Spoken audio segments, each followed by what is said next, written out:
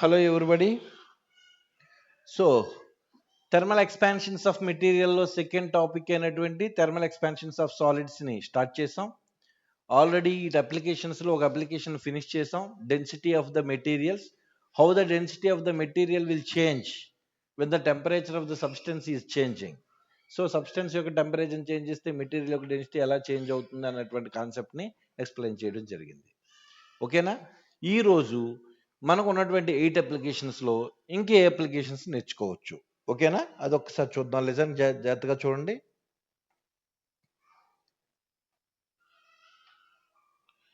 Okay, now yeah. So ఇప్పుడు ఉన్నటువంటి ఇది ఫినిష్ చేసామమ్మా మనం. రైట్. ఇప్పుడు మనం ఏం మాట్లాడదాం అంటే ఈ వీడియోలో స్పెసిఫిక్గా ఈ రెండు మెటీరియల్స్ గురించి, ఈ రెండు అప్లికేషన్ గురించి మాట్లాడదాం. ఐసోట్రోపిక్, యాన్ఐసోట్రోపిక్ మెటీరియల్స్ గురించి మాట్లాడదాం. And relation between the expansions of coefficients of అదే expansions of coefficients corresponding Celsius scale, Fahrenheit scale and Kelvin scale, ఈ 3 స్కేల్స్ గురించి మాట్లాడదాం. ఓకేనా? రైట్. ఈ మొత్తం వీడియోలో విత్ ఎగ్జాంపుల్స్తో మాట్లాడదాం. గుడ్. రైట్. ఒక్కసారి చూడండి. రైట్. సో ఒక మెటీరియల్ని కన్సిడర్ చేయండి.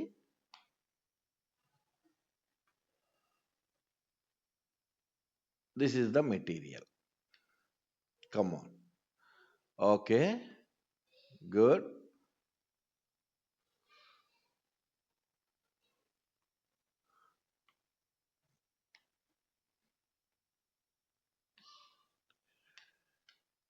x-axis, y-axis, this is z-axis. Okay, right.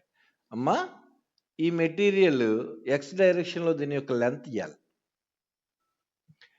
Why డైరెక్షన్లో దీని యొక్క లెంత్ బి అనుకోండి, జెడ్ డైరెక్షన్లో దాని యొక్క లెంత్ హెచ్ అనుకోండి. Okay, right. ఇప్పుడు మనం ఈ మెటీరియల్ యొక్క టెంపరేచర్ని ఇంక్రీజ్ చేస్తే, మళ్ళీ ఈ మెటీరియల్ యొక్క టెంపరేచర్ని ఇంక్రీజ్ చేస్తే లెంత్లో చేంజ్ వస్తే లీనియర్ ఎక్స్పాన్షన్ కోఎఫిషియంట్ అంటున్నాం. లెంత్ విడ్త్ కానీ, లెంత్ హైట్ కానీ, లేదా హైట్ విడ్త్ కానీ, అంటే ఏరియాలో చేంజ్ వస్తే ఏరియల్ ఎక్స్పాన్షన్ కోఎఫిషియంట్ అంటాం. మొత్తం డైమెన్షన్స్, 3 డైమెన్షన్స్లో కూడా, అంటే లెంత్ విడ్త్ హైట్ మూడిట్లో కూడా, అంటే వాల్యూమ్లో చేంజ్ వస్తే వాల్యూమ్ ఎక్స్పాన్షన్ కోఎఫిషియంట్ అంటాం. మనకి దానికి తెలిసిన material relation α/1 is equal to β/2 is equal to γ/3. ఓకేనా? So this relation for isotropic materials అండి. అడుగుతాడు ఈ question. α/1 is equal to β/2 is equal to γ/3 is the relation between linear expansion coefficient, areal expansion coefficient and volume expansion coefficient for the what type of materials అంటే isotropic materials.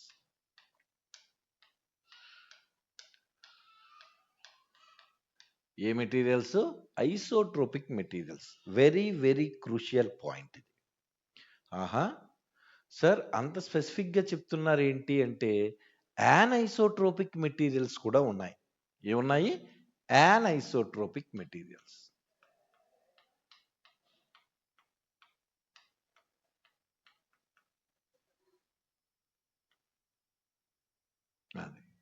Sir ఏంటి sir basic difference in between the isotropic materials and anisotropic materials అనేది ఇక్కడ question.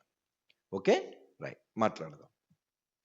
Listen అమ్మా, X డైరెక్షన్లో ఈ material యొక్క length L. Okay, నువ్వు టెంపరేచర్ని rise చేస్తే ఈ లెంత్లో చేంజ్ వస్తుంది.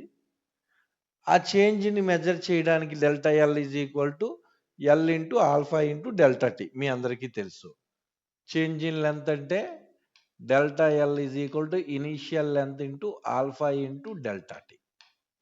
You know. అదే బెట్ అంటే విత్లో కూడా చేంజ్ వస్తుంది కదా. Delta B is equal to B into alpha into delta T. అలాగే హైట్లో కూడా చేంజ్ వస్తుంది కదా, కాబట్టి delta H is equal to H into alpha into delta tea. అదేంటి సార్ మూడింటికి ఆల్ఫానే రాశారంటే విడ్త్ హైట్ అంటే వేరే ఏం కాదు కదా, these are also the nothing but lengths. ఇవి కూడా ఏంటి, నథింగ్ బట్ లెన్స్ కదా, అంతే. ఓకేనా, రైట్. అయితే this is expansion coefficient, linear expansion coefficient corresponding the length of the object. This is the linear expansion coefficient corresponding the width of the object. This is the linear expansion coefficient corresponding the height of the object. Length of the object along the x-axis కాబట్టి ఈ alpha నేను ఏమంటానంటే alpha X అంటాను. Expansion coefficient corresponding height కాబట్టి along the z ఉంది కాబట్టి దీన్ని నేను ఆల్ఫా జెడ్ అంటాను. ఎక్స్పాన్షన్ కోఎఫిషియంట్ కరస్పాండింగ్ విత్ కాబట్టి దీన్ని ఏమంటానంటే ఆల్ఫా వై అంటాను. ఓకేనా. Now the expansion coefficients of a material along the length, along the width and along the height is corresponding, come on, alpha x comma alpha y comma alpha z. ఈ three coefficients different అయితే, if these three coefficients are different, is nothing but alpha x not is equal to alpha y not is equal to alpha z అయితే ఆ మెటీరియల్ని an isotropic material అంటారు. మళ్ళీ an isotropic material అంటారు. ఈ three coefficients equal అయితే, మళ్ళీ ఈ త్రీ కోఎఫిషియంట్స్ ఈక్వల్ అయితే, that means alpha X is equal to alpha why is equal to alpha Z అయితే ఆ మెటీరియల్ని ఐసోట్రోపిక్ మెటీరియల్ అంటారు. ఇప్పుడు మీకు అర్థమై ఉంటుంది. So this relation is for only isotropic material. Sir మరి యానైసోట్రోపిక్ మెటీరియల్కి alpha X alpha Y alpha Z different అంటున్నారు కదా, అంటే linear expansion coefficients along the X axis along the Y axis along the Z axis different ఉంటాయా? మరి areal expansion coefficients మరి ఎలా ఉంటాయి? Right. So areal expansion coefficient దేంతో indicate చేస్తాము? బేటాతో ఇండికేట్ చేస్తాం. ఇక్కడ ఏరియా అంటే ఏంటి? XY ప్లేన్లో ఉన్న ఆబ్జెక్టు, అదే area of the XY plane, area of the XZ plane, area of the YZ plane, అంటే three expansion coefficients beta XY, beta YZ, beta ZX. So the areal expansion coefficients, మళ్ళీ the areal expansion coefficients corresponding XY plane అంటే alpha X plus alpha Y. నేను అనేది anisotropic material గురించే మాట్లాడుతున్నాను. అదే beta Y Z అంటే alpha why plus alpha Z. Beta X Z అంటే alpha X plus alpha Z. These are the areal expansion coefficients corresponding anisotropic materials. అదే isotropic మెటీరియల్స్కి వచ్చేసరికి ఏమవుతుంది? Beta XY plus beta YZ plus beta ZX is equal. Isotropic మెటీరియల్స్కి areal expansion coefficients ఏంటవుతాయి? Beta XY is equal to beta YZ is equal to beta ZX. ఎందుకు? ఆ కండిషన్లో alpha X is equal to alpha why is equal to alpha Z కాబట్టి నువ్వు beta XY beta YZ beta XZ మూడింటిని calculate చేస్తే సేమే వస్తాయి కాబట్టి అంతే. సార్ మరి యానైసోట్రోపిక్ మెటీరియల్కి linear expansion coefficients alpha X alpha Y alpha Z different, beta X beta Y beta జెడ్లు కూడా డిఫరెంటే ఇక్కడ. So beta XY not is equal to beta YZ not is equal to beta ZX anisotropic మెటీరియల్కి. Sir linear expansion coefficients గురించి మాట్లాడారు, aerial expansion coefficients గురించి మాట్లాడారు, ఇంకా ఏంది వాల్యూమ్ ఎక్స్పాన్షన్ కోఎఫిషియెంట్ గురించి మాట్లాడదాం. Now the volume expansion coefficient of the material gamma XYZ is equal to alpha x plus alpha y plus alpha z. This is the volume expansion coefficient of anisotropic material. What material? Anisotropic material. Okay, right. So 3 కాబట్టి alpha. అదే isotropic మెటీరియల్కి వచ్చేసరికి ఏమవుతుంది, alpha X plus alpha why plus alpha z is equal to equal కాబట్టి so 3 alpha x కానీ 3 alpha why కానీ 3 alpha Z కానీ రాసిస్తే అయిపోతుంది అంతే. Okay right. So linear expansion coefficients along the x y z, the areal expansion coefficient of xy plane, yz plane, zx plane are equal. అవి ఇండివిజువల్గా equal, ఇవి ఇండివిజువల్గా ఈక్వల్ అయితే వాటిని ఐసోట్రోపిక్ మెటీరియల్స్ అంటారు. డిఫరెంట్ అయితే యాన్ ఐసోట్రోపిక్ మెటీరియల్స్ అంటారు. ఏమంటారు? యాన్ ఐసోట్రోపిక్ మెటీరియల్స్ అంటారు. It's a very important point. ఓకేనా రైట్. ఇది అంతే డిఫరెన్స్. ఇంతకన్నా ఎక్కువ నేర్చుకోవడానికి ట్రై చేయకండి, చాలు. ఎందుకంటే ప్రాబ్లమ్ సాల్వ్ చేయడానికి ఈ ఇన్ఫర్మేషన్ ఈజ్ రిక్వైర్డ్, అనవసరం ఇంకా మిగతా ఏం అక్కర్లేదు. Okay good. ఇప్పుడు చూద్దాం, లిజన్ ఒక్కసారి.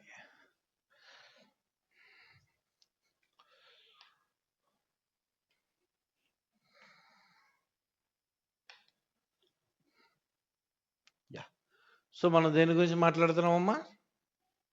ఇదిగోండి isotropic and non isotropic materials గురించి మాట్లాడుతున్నాం. దాన్ని క్లియర్గా ఎక్స్ప్లెయిన్ చేస్తాం, విత్ డయాగ్రామ్తో ఎక్స్ప్లెయిన్ చేస్తాం. So linear expansion coefficient along x axis alpha x, along y axis alpha y, along the z axis alpha z. So ఇక్కడ రాశాను చూడండి, ఇక్కడ ఎక్కడో రాసాం. Alpha x, alpha y, alpha z are the coefficients of the linear expansions along the x y z. Okay right. ఈ మూడు కానీ different అయితే anisotropic material, anisotropic materials లో alpha X is not is equal to alpha why is not is equal to alpha Z. అదే isotropic materials లో alpha X is equal to alpha why is equal to alpha Z. Okay linear expansion.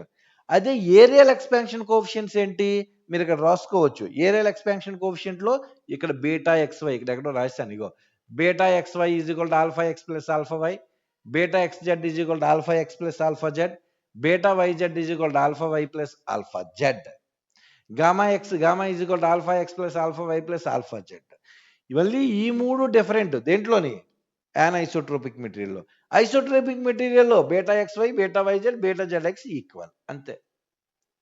Next ఇంకోటి, the average expansion coefficient alpha is equal to average linear expansion coefficient is equal to alpha X plus alpha why plus alpha z by 3. ఇది ఈ ఫార్ములాలు తప్ప ఇంకెంతకన్నా ఏ formulas లేవు అంతే. So ఫైనల్గా మీరు గుర్తుపెట్టుకోవాల్సింది ఏంటంటే alpha X is equal to alpha why is equal to alpha Z, beta X why is equal to beta why Z is equal beta z x అయితే అది ఐసోట్రోపిక్ మెటీరియల్, నాట్ ఈక్వల్ అయితే anisotropic material అంతే.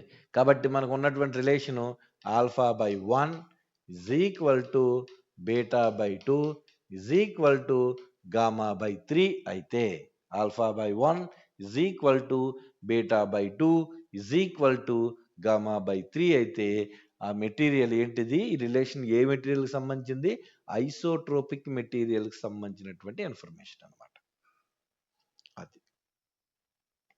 Okay good. దాని మీద ప్రీవియస్గా అంటే JEE mains neat ఎగ్జామ్లో అయితే ఇవ్వలేదు, కానీ ఏపీ తెలంగాణ ఎప్సెట్ ఎగ్జామ్లో ఇప్పుడు చెప్పినటువంటి ఒక 4 ఎగ్జాంపుల్స్ ఉన్నాయి. ఆ 4 ఎగ్జాంపుల్స్ టైప్లో ఆ టైప్లో క్వశ్చన్స్ ఇచ్చారు, అట్లా ఎక్స్ప్లెయిన్ చేసే ప్రయత్నం చేద్దాం. Listen. So this is the first question. ఏమి ఇచ్చాడో చూద్దాం. A crystal has linear expansion coefficient 0.00004 per degree centigrade, 0.00005 per degree centigrade, 0.00006 per degree centigrade. The coefficient of cubical expansion of the crystal. Cubical expansion ante volume expansion coefficient. Gamma is equal to alpha x plus alpha y plus alpha z. మూడింటిని add చేస్తే అయిపోయింది అంతే. ఒకవేళ aerial expansion coefficient అడిగాడు అనుకోండి, aerial expansion coefficient అంటే ఏం కట్టాలి మీరు, బీటా ఎక్స్ వై కట్టాలి, బీటా వై జెడ్ కట్టాలి, బీటా జెడ్ ఎక్స్ కట్టాలి. బీటా ఎక్స్ వై అంటే అర్థం ఏంటమ్మా, alpha X plus alpha why. Beta why z అంటే ఏంటమ్మా, alpha why plus alpha Z. Beta z x అంటే ఏంటి అర్థం ఏంటమ్మా, alpha z plus alpha x. ఈ మూడిట్లో ఏదో ఒకటి ఆన్సర్లో ఉంటుంది ఏరియల్ ఎక్స్పాన్షన్ కోఎఫిషియంట్ అడిగితే. అయితే ఇంతకీ ఇది ఏ crystal, isotropic material, anisotropic material. Alpha X is not is equal to alpha Y not is equal to alpha Z, మూడు డిఫరెంట్గా ఉన్నాయి. కాబట్టి దీన్ని ఏమంటారంటే యానైసోట్రోపిక్ మెటీరియల్ అంటారు. ఏమంటారు? యానైసోట్రోపిక్ మెటీరియల్ అంటారు. అంతే, క్వశ్చన్ అయిపోయింది, ఇంక సింపుల్.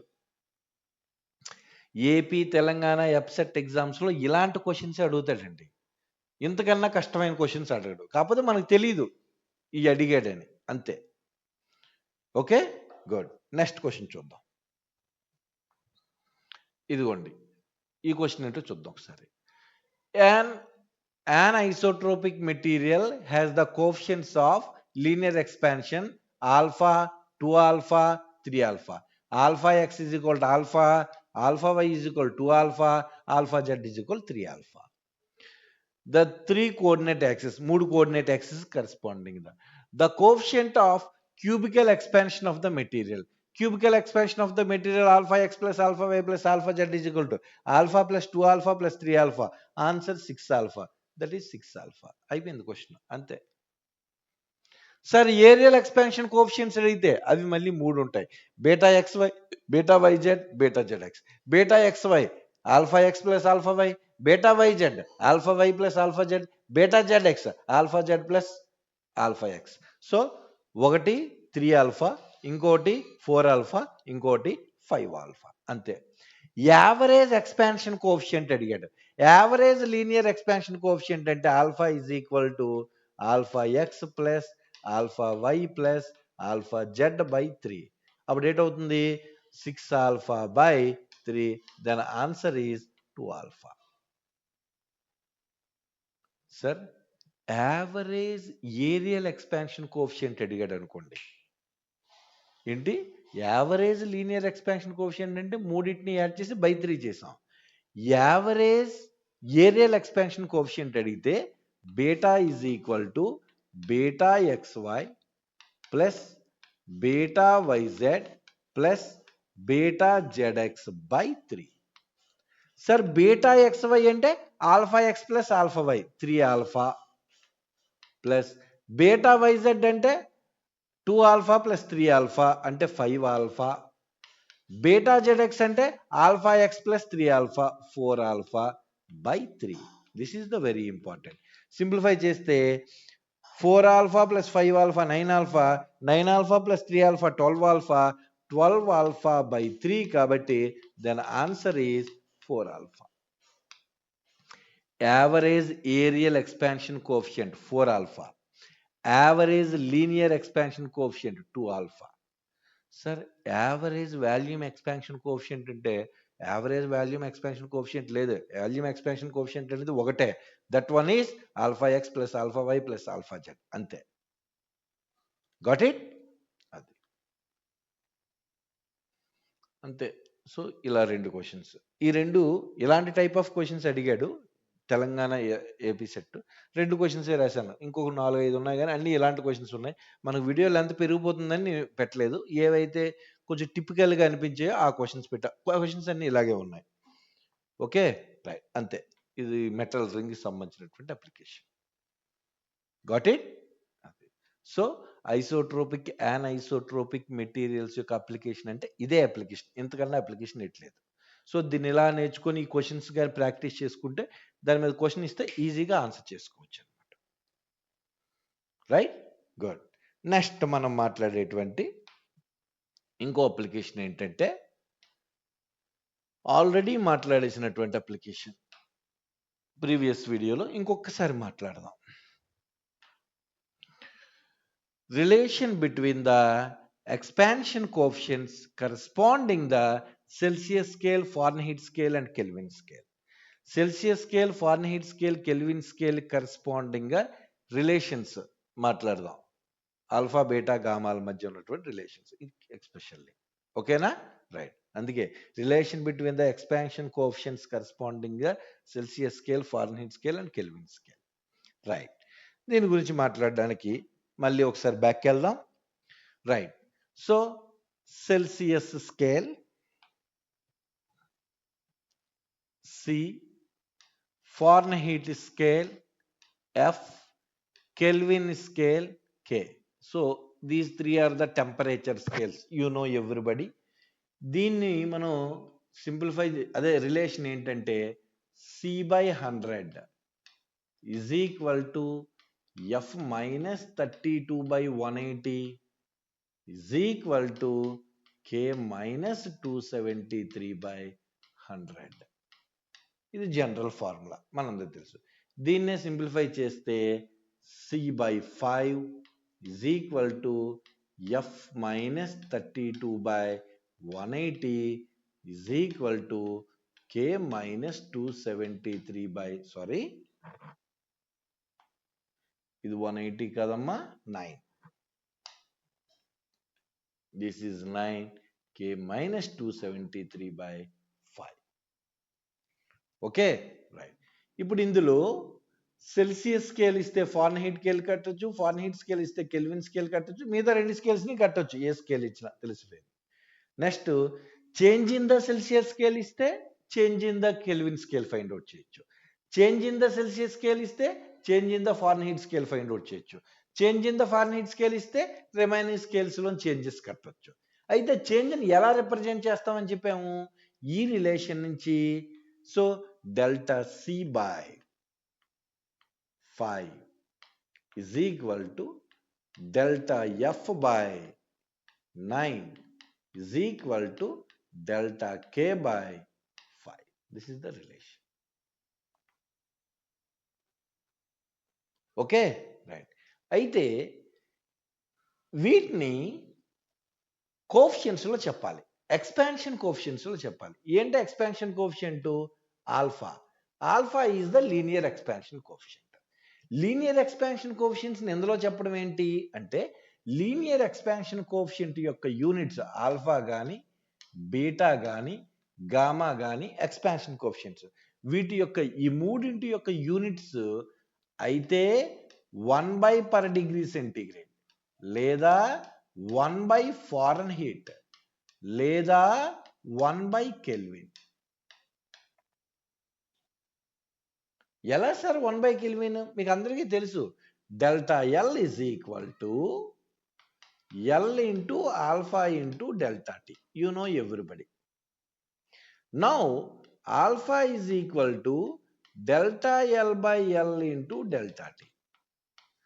అంతే కదా, రైట్. ఇప్పుడు యూనిట్స్ చూద్దాం. చేంజ్ ఇన్ లెంత్ అంటే it is nothing but length, కాబట్టి మీటర్ బై. ఇనీషియల్ లెంత్ అంటే అది కూడా లెంతే, మీటర్. చేంజ్ ఇన్ టెంపరేచర్ అంటే it is nothing but temperature, ఏంటి, Celsius. So metre metre cancel అయిపోతే 1/Celsius is the units for linear expansion coefficient, లేదా 1/Kelvin is the units for the linear expansion coefficient. 1/Fahrenheit is a units for the linear expansion coefficient. Not only linear expansion coefficient. So linear expansion coefficients అయినా, volume expansion coefficient అయినా, అదే areal expansion coefficient అయినా, volume expansion coefficient అయినా, per Celsius, per Fahrenheit, per కెల్వినే. మళ్ళీ per Celsius, per Fahrenheit, per కెల్వినే.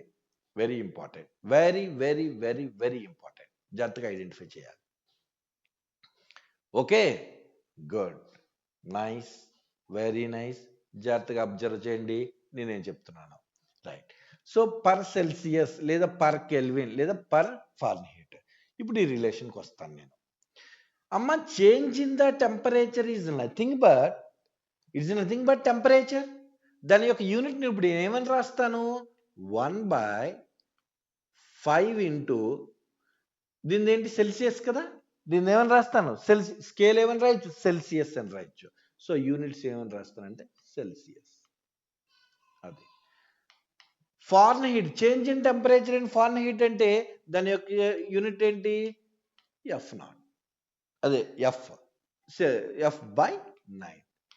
అదే change in temperature in kelvins అంటే capital K/5. Sir per Celsius అయినా, పర్ ఫారెన్హీట్ అంటే 1/, అంటే పర్ అని అర్థం, పర్ కెల్విన్ అయినా ఏమని రాయొచ్చు, ఆల్ఫా అని రాయొచ్చు, లేదా బీటా అని రాయొచ్చు, లేదా గామా. మీరు ఏది రాసినా పర్వాలేదండి, ఆల్ఫాలోనే ఇవ్వాలని రూల్ లేదు. ఓకేనా, రైట్. ఆల్ఫాని తీసుకొని చేశాను. పర్ సెల్సియస్ అయితే ఆల్ఫా, మరి సెల్సియస్ అంటే ఏమని రాస్తాము, 1/α. Now this relation is 1/5. Sorry sorry చెరిగిపోయిందా? రైట్, ఒకసారి రాస్తున్నానమ్మా. ఏంటి? Celsius by 5 is equal to Fahrenheit scale by 9 is equal to Kelvin scale by 5. So 1 by Celsius ante 1 by 5 alpha corresponding Celsius is equal to 1 by 9 Fahrenheit. So Fahrenheit ante 1 by alpha F. Alpha F is equal to 1 by 5 alpha Kelvin. అంటే ఇప్పుడు మీకు ఏది కావాలంటే అది రాసుకోవచ్చు. ఈ రెండింటిని equal చేస్తే, సో అటువైపు తీసుకెళ్ళిపోతే alpha C is equal to 5/9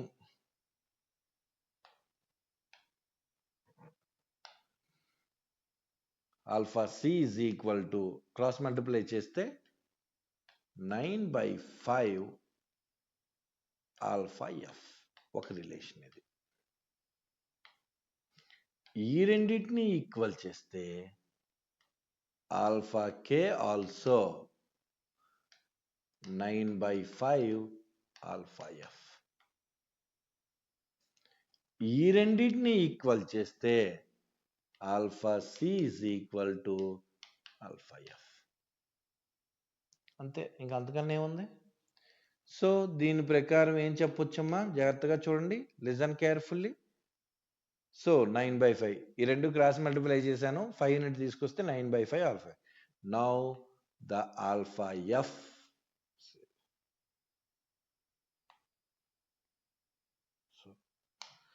now alpha C is greater than alpha F. దీని నుంచి alpha K is greater than alpha F. Here alpha C is equal to alpha F. అంతే, ఈ రిలేషన్ తెలిస్తే దీని మీద ఉన్న క్వశ్చన్స్ ఆన్సర్ చేసేయచ్చు. అంతే, చూద్దాం. Okay, right. ఎగ్జాంపుల్స్ ఇవి కూడా నీట్ జేఈ మెయిన్స్లోనైతే ఇవ్వలేదు. ఏపీ సెట్, అదే ఏపీ ఎంసెట్, తెలంగాణ ఎంసెట్లో ఇచ్చాడు, 2-3 సార్లు ఇచ్చాడు. చూద్దాం క్వశ్చన్స్. యా,